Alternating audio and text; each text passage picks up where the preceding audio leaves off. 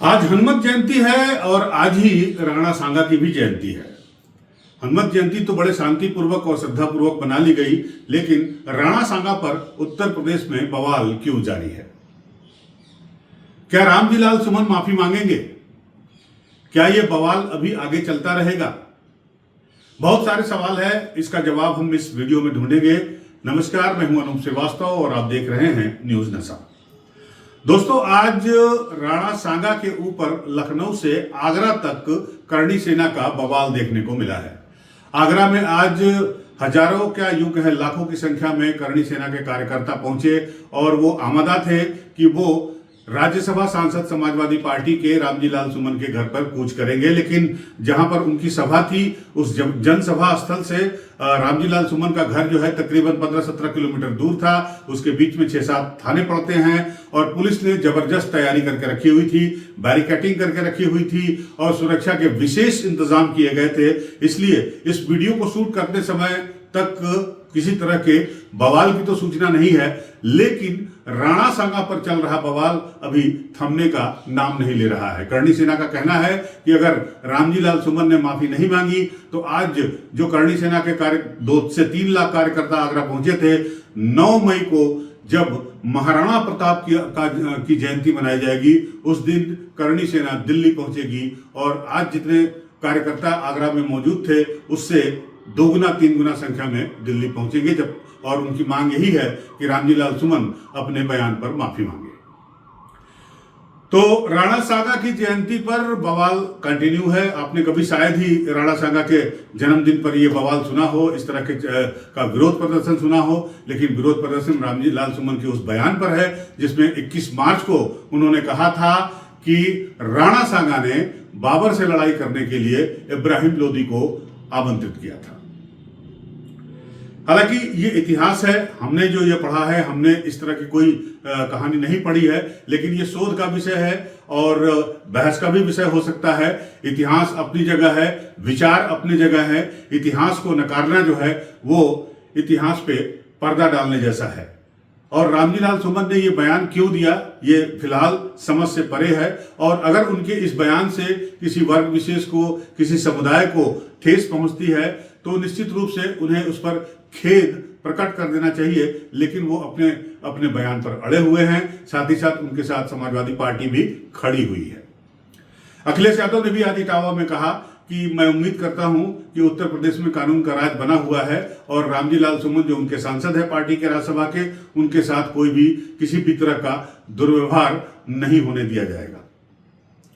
उधर बीजेपी करणी सेना के साथ खड़ी हो गई है।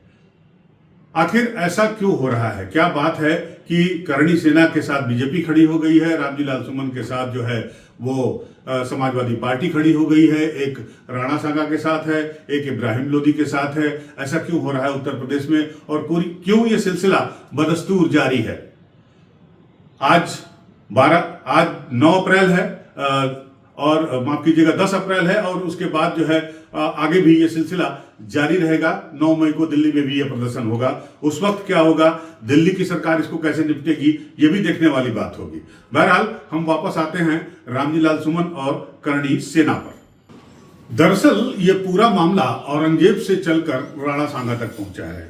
आपको एक बार फिर से मैं बता दूं कि 21 मार्च को संसद में रामजी लाल सुमन ने यह कहा था कि अगर मुसलमान बाबर की औलाद है, जैसा कि कुछ बीजेपी के नेताओं द्वारा इस तरह का बयान दिया गया है, उसको लेकर रामजी लाल सुमन ने कहा कि अगर मुसलमान बाबर की औलाद है तो तुम भी राणा सांगा गद्दार की औलाद हो। गद्दार इसलिए कि राणा सांगा ने बाबर से लड़ाई लड़ने के लिए इब्राहिम लोदी को आमंत्रित किया था। हालांकि सदन में उनके दिए गए इस वक्तव्य को रिकॉर्ड से हटा दिया गया, बावजूद इसके वो जो है मामला थमा नहीं और अभी तक जारी है। करणी सेना ने ऐलान कर दिया है कि ये मामला रुकना नहीं है, इसे आगे चलते रहना है। 9 मई को महाराणा प्रताप की जयंती है और उस दिन पूरे देश में चक्का जाम करेंगे, यानी मामला अभी और आगे बढ़ेगा। इस बीच समाजवादी पार्टी ने भी स्टैंड ले लिया है कि वो इस मामले पर माफी नहीं मांगेगी। आखिर समाजवादी पार्टी जिद पर क्यों अड़ी है, ये भी एक सोचने वाली बात है। अब सवाल ये है कि ये बवाल इसलिए है कि महापुरुषों का अपमान किया गया या महापुरुष का अपमान किया गया, या दोनों अपनी राजनीति चमका रहे हैं, वोट की राजनीति। फिलहाल आगरा से जो खबर आ रही है उसके मुताबिक 5 बजे तक का अल्टीमेटम दिया था करणी सेना ने जिला प्रशासन को, और उसके बाद उसके जो कार्यकर्ता आगरा पहुंचे हुए हैं वो कूच करना चाह रहे हैं, या यूं कहें कि कूच कर दिया है उन्होंने रामजी लाल सुमन के घर पर। और इस बीच पुलिस की भारी फोर्स वहां पर तैनात की गई है, सुरक्षा के तगड़े इंतजाम किए गए हैं।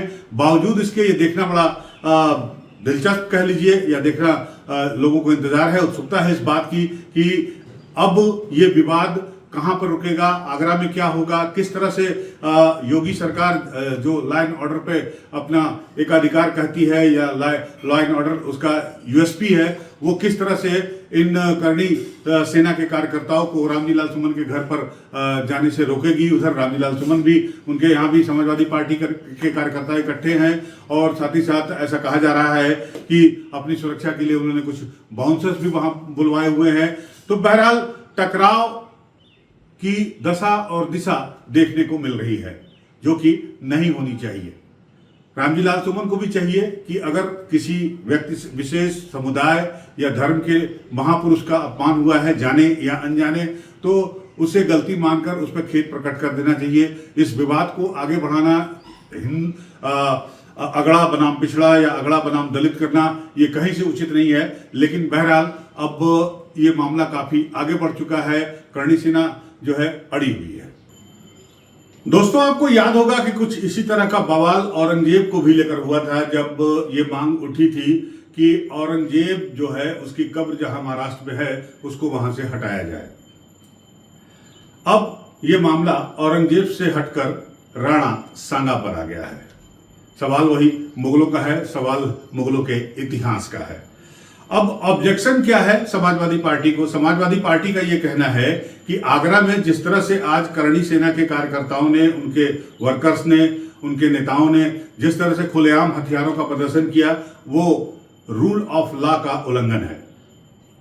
चलिए मान लेते हैं आपकी बात ये कि रूल ऑफ लॉ का उल्लंघन है, लेकिन मैं स्वयं इस बात का गवाह हूं कि जब पहली बार अखिलेश यादव उत्तर प्रदेश के मुख्यमंत्री बने थे तो लखनऊ के हजरतगंज चौराहे पर भी इसी तरह से हथियार और लाठी डंडों के साथ अल्पसंख्यक समुदाय के लोगों ने प्रदर्शन किया था, और बाकायदा उनके साथ सिटी मजिस्ट्रेट और सीओ चल रहे थे, लोगों को धमका रहे थे, तोड़फोड़ कर रहे थे, और अगर किसी ने फोटो खींचने की कोशिश की तो उसे दौड़ा रहे थे। मैं इसका खुद गवाह हूं। उस वक्त मैं एक चैनल में था और उसके लिए मैं रिपोर्टिंग कर रहा था।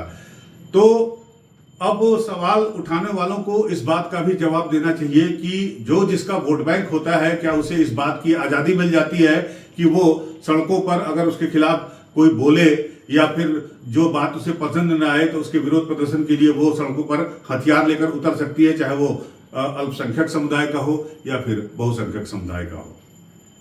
ये तो राजनेताओं को समझना चाहिए। लेकिन फिलहाल करणी सेना का ये कहना है कि जब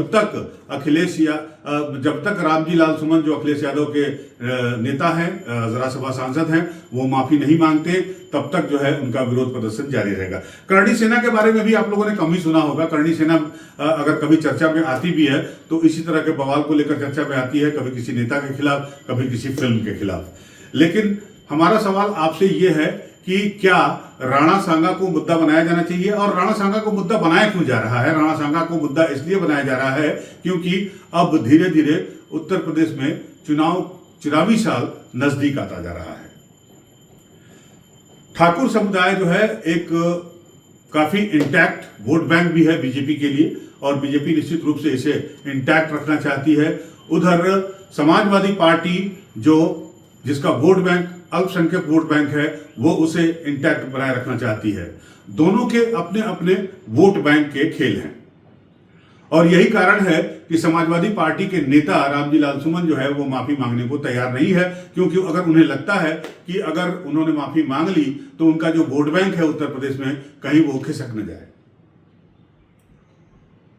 लेकिन इतिहास को तोड़ना या मरोड़ना भी ठीक नहीं है। राणा सांगा की बहादुरी के किस्से आपने भी पढ़े होंगे, हमने भी पढ़े हैं। निश्चित रूप से राणा सांगा एक बेहद बहादुर योद्धा थे और राजपूत के इतिहास में अगर बात की जाए तो महाराणा प्रताप के बाद अगर किसी का नाम वीरता के लिए लिया जाता है तो वो राणा सांगा है।